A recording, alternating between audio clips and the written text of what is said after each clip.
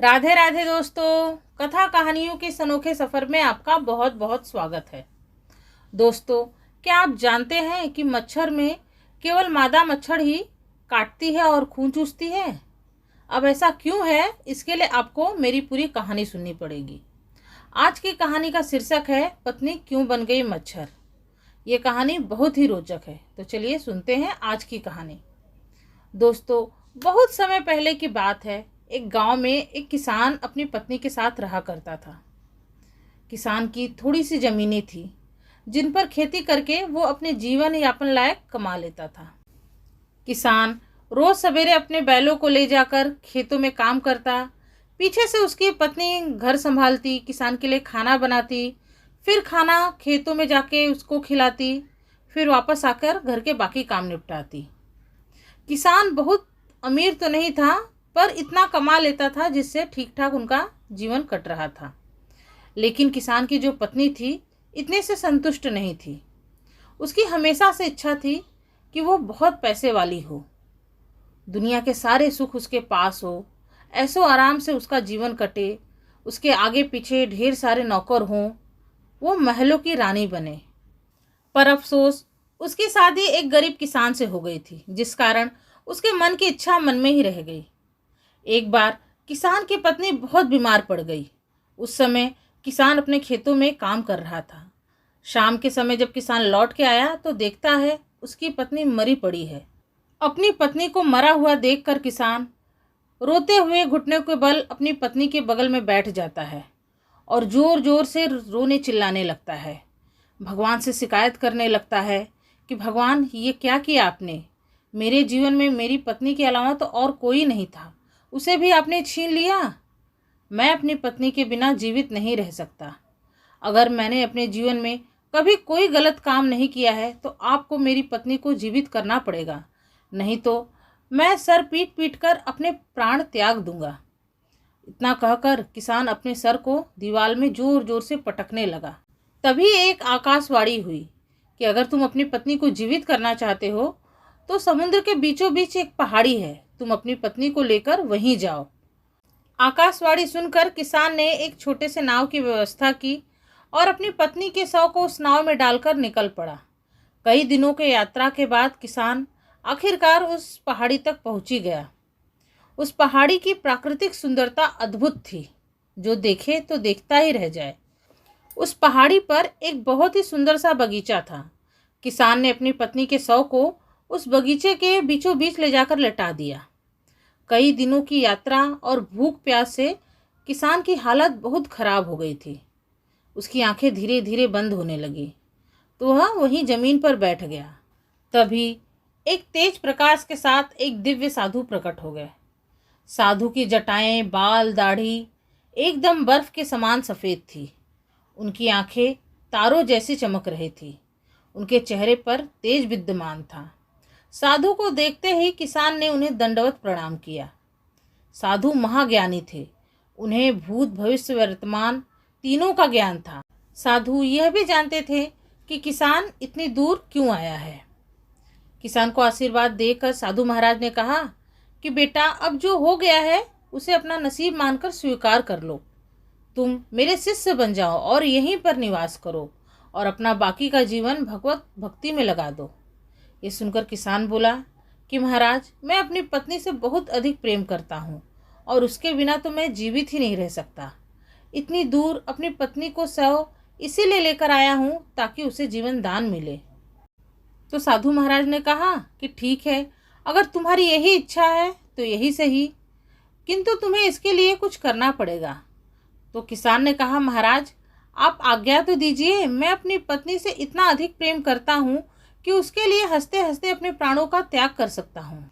तो साधु ने कहा, तुम्हें अपनी उंगली को काट कर अपने खून की 3 बूंदें अपनी पत्नी के मुंह में गिराना होगा और उसके साथ ही एक मंत्र भी बोलना पड़ेगा।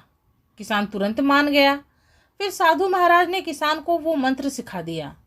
किसान ने अपनी उंगली पर चीरा लगाया और मंत्र बोलते हुए अपने खून की बूंदें अपनी पत्नी के मुंह में गिराने लगा। जैसे ही खून की तीसरी बूंद किसान की पत्नी के मुंह में गई, चमत्कार हो गया। उसकी पत्नी अचानक से उठ बैठी। अपनी पत्नी को पुनः जीवित देखकर किसान बहुत खुश हुआ।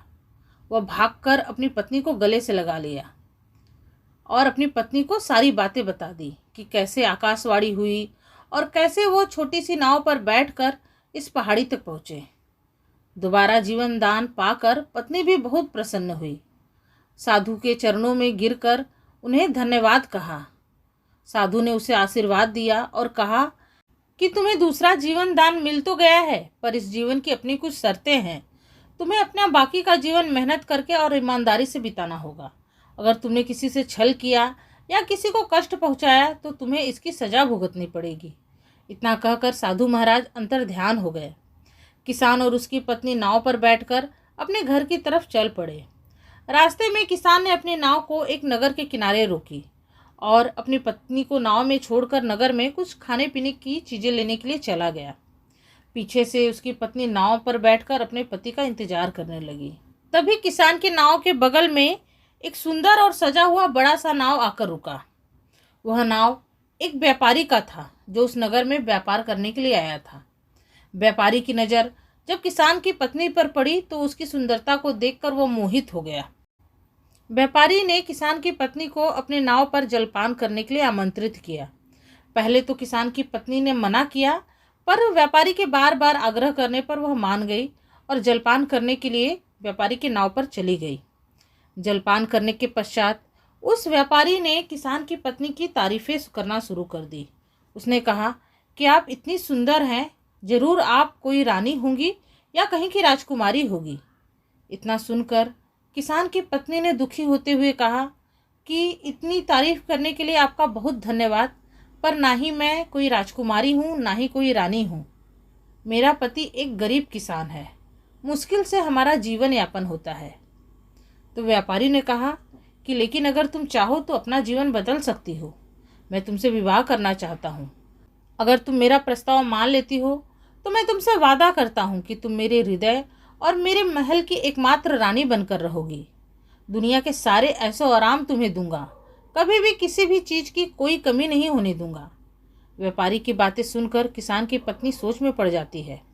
आखिर उसका तो हमेशा से यही सपना था कि वो अमीर औरत बने, उसके जीवन में सारे ऐशो आराम हो, ढेर सारे नौकर उसके आगे पीछे घूमे। कुछ देर सोचने समझने के बाद किसान की पत्नी व्यापारी से कहती है, ठीक है, मुझे आपका प्रस्ताव मंजूर है। ये सुनकर व्यापारी बहुत खुश होता है और किसान की पत्नी को अपनी नाव पर लेकर वहीं से लौट जाता है। उधर जब किसान नगर से खरीदारी कर कर लौटता है तो अपनी पत्नी को नाव में न पाकर उसे यहाँ वहाँ ढूंढने लगता है। तभी एक बूढ़े नाविक ने उस किसान को उसकी पत्नी और उस व्यापारी की सारी बातें बता दी। अपनी पत्नी की धोखेबाजी सुनकर किसान गुस्से से आग बबूला हो गया, साथ ही बहुत दुखी भी हुआ कि वो तो अपनी पत्नी को दूसरा जीवन देने के लिए अपने प्राणों तक को त्यागने के लिए तैयार हो गया और बदले में उसकी पत्नी ने उसके साथ धोखा कर दिया। किसान ने उस बूढ़े नाविक से व्यापारी के घर का पता पूछा। बूढ़े नाविक का ज़्यादातर समय समुद्र के किनारे ही बीतता था, इसीलिए उसे आने जाने वाले लोगों की पूरी जानकारी थी। उसने उस व्यापारी का पता किसान को दे दिया। वो तुरंत ही उस व्यापारी के घर की तरफ चल पड़ा और कुछ ही दिनों में पहुंच भी गया। व्यापारी के महल के सामने पहुंचकर उसने बाहर खड़े पहरेदारों से कहा कि जाओ और अपने मालिक को सूचना दो कि मैं उनसे मिलना चाहता हूं। तभी उस किसान की पत्नी बगीचे में फूल तोड़ने के लिए आ जाती है।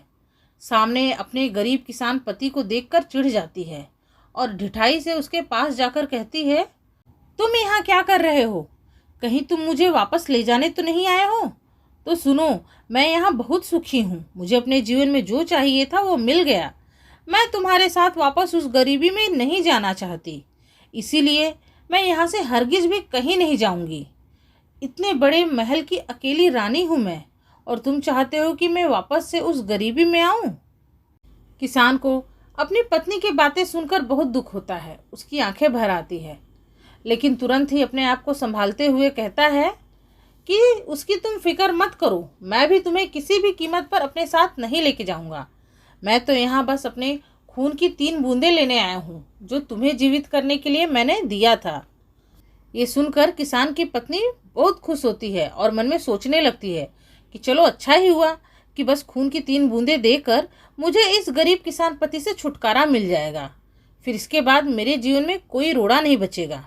ऐसा सोचकर उसने अपनी उंगली में गुलाब का एक कांटा चुभा दिया और किसान की हथेली पर अपने खून की बूंदें टपकाने लगी। लेकिन जैसे ही खून की तीसरी बूंद गिरी, किसान की पत्नी का शरीर सिकुड़ने लगा और वो एक मादा मच्छर के रूप में बदल गई। उसे साधु की बातें याद आने लगी कि तुम्हें अपना जीवन बिना छल किए ईमानदारी से बिताना होगा, नहीं तो तुम्हें उसकी सज़ा मिलेगी। साधु की बात सत्य हो गई थी। यही किसान की पत्नी की सज़ा थी। किसान की पत्नी मच्छर बनकर किसान के सिर के चारों ओर मंडराने लगी और जोर जोर से भिनभिनाने लगी, जैसे कह रही हो कि मुझे खून लौटा दो, मैं माफ़ी मांगती हूँ, मुझे माफ़ी दे दो। और तब से आज तक मादा मच्छर सबको काटती है और सबका खून भी चूसती है। तो दोस्तों, इस कहानी से हम सीखते हैं कि हमें धोखाधड़ी से बचना चाहिए। धोखाधड़ी सदैव ही हमें विनाश के मार्ग पर ही लेके जाता है। तो दोस्तों, ये थी आज की कहानी कि पत्नी क्यों बन गई मच्छर। अगर आपको आज की कहानी पसंद आई हो तो इसे लाइक करें और मुझे सपोर्ट भी ज़रूर करें। तो मिलती हूँ आपसे अगले वीडियो में एक ऐसी ही किसी रोचक कहानी के साथ। तब तक के लिए राधे राधे, धन्यवाद।